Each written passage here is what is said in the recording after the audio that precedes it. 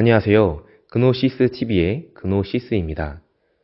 고대 그리스인이 만들어낸 신화의 전설, 그리스 로마 신화. 이 신화에서 자주 나오는 내용이 있습니다. 바로 인간 죽음 이후에 나무가 되거나 동물이 되거나 별자리가 되거나 돌이 되는 도저히 믿을 수 없는 이야기입니다. 그런데 정말 단순히 신화로만 여겨지는 이야기일까요? 그래서 오늘은 죽음의 의미와 사후 세계에 대해서 조금은 객관적인 입장으로 살펴보고자 합니다. 인간은 누구나 태어나서 언젠가는 죽음을 직면하게 되죠. 영존하는 사람은 단 한 명도 없습니다. 그리고 이 죽음은 어떠한 과학적인 설명으로도 답을 내리기 어렵고 죽음에 대해서는 과학자들도 부정할 수 없습니다. 죽음이란 생명을 전제로 해서 특히 우리 인간을 전제로 해서 살펴보면 지구를 제외하고는 우주에는 사실 살아있는 것은 거의 없다는 것이죠. 지구에만 살아있는 생명체가 많아서 생명이 굉장히 우주의 보편적인 것이라 생각할 수 있지만 이 우주 어디에도 지구를 제외한 어디에도 생명체는 없다는 것입니다. 그래서 이 죽음이라는 그 상태가 더 자연스러운 상태라고 느껴지는 것이 바로 과학자들의 보편적인 생각입니다.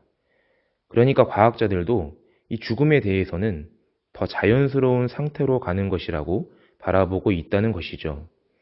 그렇다면 죽음 이후의 삶, 영원한 세계에 대해서도 자연스럽게 궁금해지게 됩니다. 결론부터 말씀을 드리면 과학자들도 죽음 이후의 삶에 대해서 부정하지 않고 여전히 영속할 수 있다고 보고 있습니다. 바로 우리 인간의 몸을 이루고 있는 수많은 원자와 그 원자들은 영원하다는 것을 과학자들은 말합니다. 그런데 인간은 죽으면 몸에 있던 수분이 빠져나가면서 육신은 부패하게 되죠. 그러니 죽은 다음에는 절대 온전한 형태로는 있을 수 없습니다. 그러나 깊이 생각해 보면 처음 생명이 엄마의 뱃속에서 정자와 난자의 만남으로 출발했듯이 원자 그 자체는 영속하다는 것을 알 수 있습니다. 그리고 과학적으로도 원자는 우주의 시작부터 지금까지 존재했고 원자는 앞으로도 우주가 사라지지 않는 한 존재하기 때문입니다. 그리스 로마 신화. 신화로만 여겨지고 있는 이 믿기지 않는 이야기.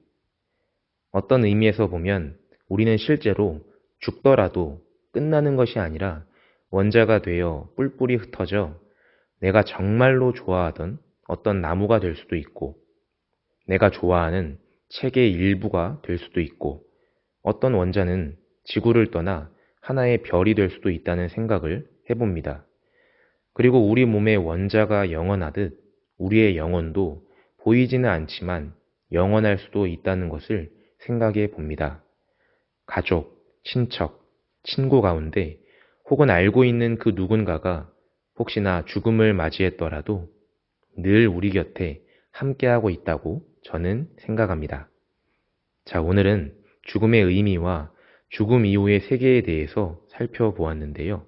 끝까지 시청해 주셔서 감사합니다.